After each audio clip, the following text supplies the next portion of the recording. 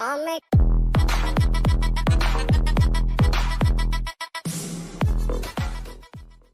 and if someone was to apply or aspire to be a part of such kind of programs, so what do you think should they do, in their profile aspects? Like, a 10th and a 12th is something you cannot change. And currently with the pandemic, a lot of people are helter-skelter with 12th results and all of those things.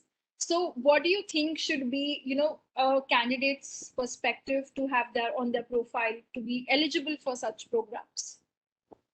Look, there's one direction where a management program is moving to, right? So when I talk about even BBA, I talk about an MBA, right? A management program is now becoming three things, right?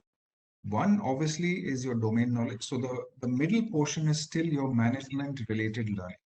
Now, whether you want to become a digital marketer, whether you want to get into marketing, whether you want to get into finance, whether you want to be a good accountant, whether you want to be a human resource person. So that's your domain knowledge. That remains in the middle. But what's happening now is that any good management qualification is trying to bring in a lot of technology learning, a lot of tech-based learning into the classroom.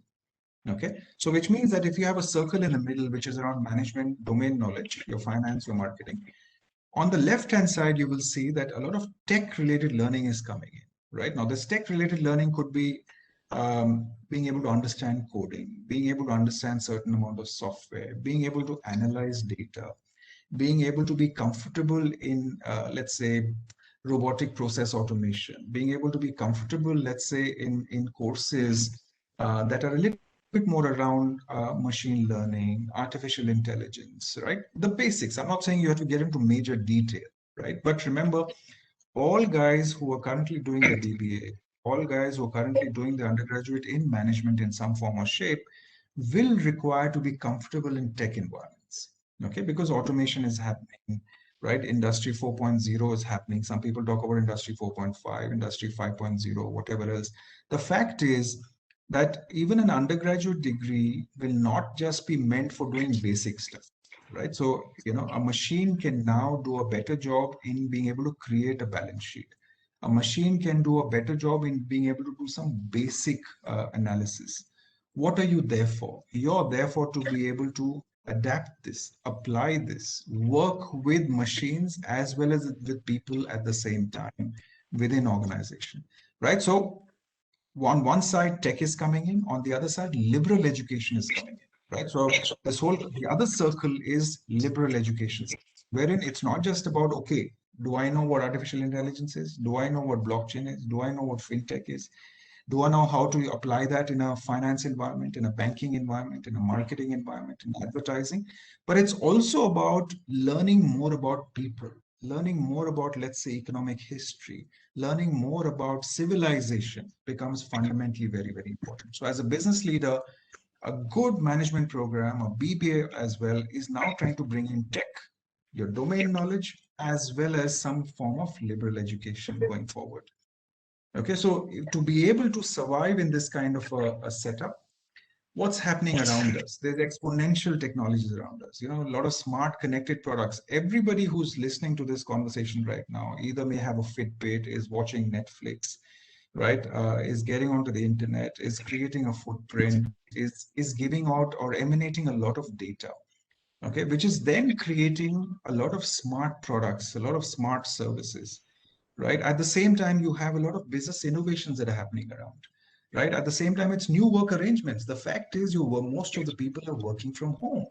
And you would realize that as you become more senior in your roles, as your role becomes more intellectually orientated, the more you will realize that you will be away from office and working in your own comfort zones.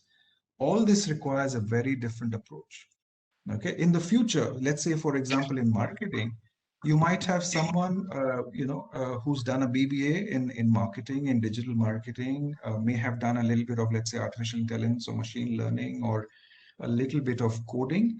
He or she might find himself becoming a machine personality designer.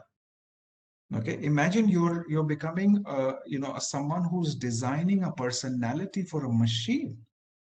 Okay, because at the end of the day, automation is coming up. I don't want to get into those details, but machine personality designers, neuro A/B testers, right? So neuro A/B testers, people who are trying to understand how brains function, how brains work, what patterns we like, what products we actually like by looking at a lot of brain mapping, right? What does it mean? That means you have to have technical understanding. You have to understand your marketing piece. Both these fuse together. So we're looking at a very, very different world out there in terms of careers, jobs, roles, and everything. I think that was really amazing, sir, to get a different perspective and the whole three perspectives which you brought in. Like, I think that's something which is going to help not just for BBA but for any kind of a job or a profile you're preparing for an interview. You'll have to have domain knowledge, tech based. It's going into every stream, and the liberal education which is there.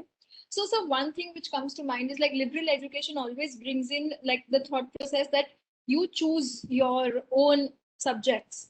So do students, even from, suppose I'm from a BBA background and I've taken a regular BBA or something, do I also have such kind of options to explore different streams? Because I can change. I may not be very sure in my first year what I really want to do. Second year, I want to shift to a different stream altogether. Absolutely. So I think, like I said, once again, some dynamic, young, progressive, modern universities, what are they? They're actually opening up their curriculum, right? So let's say, for example, in our case, we have a School of Engineering and Technology, we have a School of Law, we have a School of Economics and Commerce, we have a School of Management. So what we're saying is that absolutely, a student, when he or she comes into a university atmosphere, is not very sure about what he or she wants to do, right? He or she, yes, may have a fair understanding. Okay, I want to get into this bit of an area, but I really like intellectual property.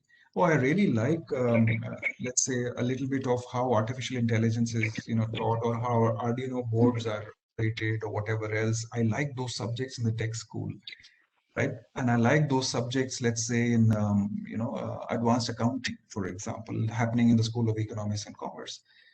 A good university, what they're actually doing now is opening up their curriculum, right? The curriculum is becoming multidisciplinary. Why should I stop someone from wanting to learn sitting in the School of Economics, Indian economic history, right? It's very important, because to be able to design policies for the future, you need to know where you're coming from.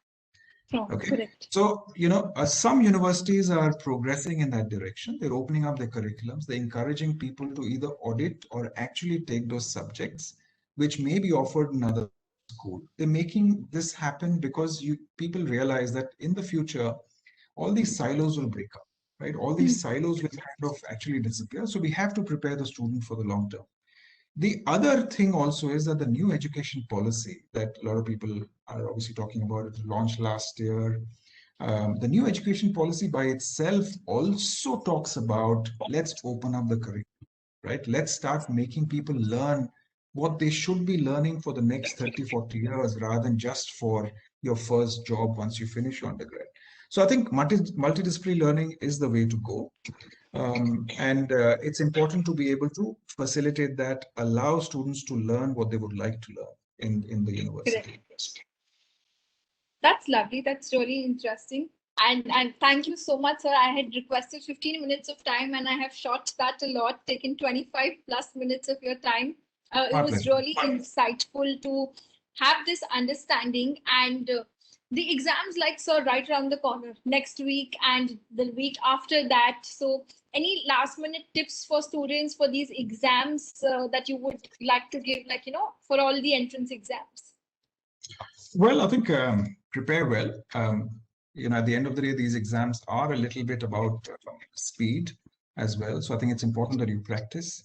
But my suggestion would be not to do anything on the last day, right? I know that it's against the grind. I think it's something which most people tend to do, even if, obviously I'll be lying if I said that I didn't do anything on the last day, because that was the day when a lot of intensive learning was happening towards the end, whatever. True. But I think these are competitive exams. These are exams wherein at the end of the day, it's about those 2 or 3 hours or whatever. So, it's important that the mind is as composed as possible. So right now the exams may be, let's say, in the next 7 days or in the next week. Give it all you got, but towards the end, wind down a little, focus on your mental faculties focus on grit, determination, speed, and then, just keep a cool mind, calm and composed. That's all I would say right now. That's lovely. That's really great. And that really means a lot. Like, so it's always told that don't do a lot on the last day, but you're somehow trying to get in as much as you can. And so we would love to have you come over for another session with all of these people with respect to understanding more about digital transformations and all of these, once the exams are done within like next 15 days or so. Would it be possible for you, sir, to come over?